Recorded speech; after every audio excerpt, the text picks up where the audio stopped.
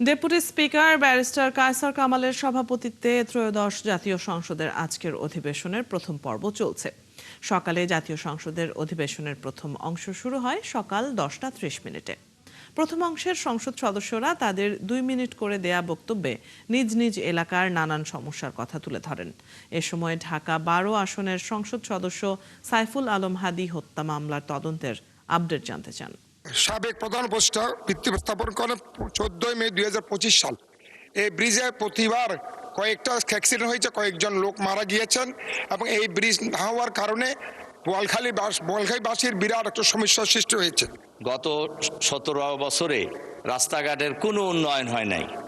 এজন্য আমি মাননীয় এলজিআরডি মন্ত্রী আমাদের এখানে উপস্থিত আছেন। আমাদের উল্লাপাড়া হাটিকুমরুল মোড় থেকে বাগাবাড়ি পর্যন্ত রাস্তা যদি 4 লাইন করা হয় তাহলে জনগণের চলাচলের জন্য অনেক সুবিধা হবে। আমার নির্বাচন এলাকা হবিগঞ্জ 4-এর চুনারুঘাটি পৌরসভার সড়ক ও জনপথ বিভাগের সড়কটির 2 অংশের সংযোগ স্থাপনকল্পে দীর্ঘ 40 বছর পূর্বে 1987 সালে খোয়াই নদীর উপর একটি বেলি ব্রিজ নির্মাণ করা হয়। বর্তমানে ব্রিজটি জরাজীর্ণ ও ঝুঁকিপূর্ণ হয়ে পড়েছে।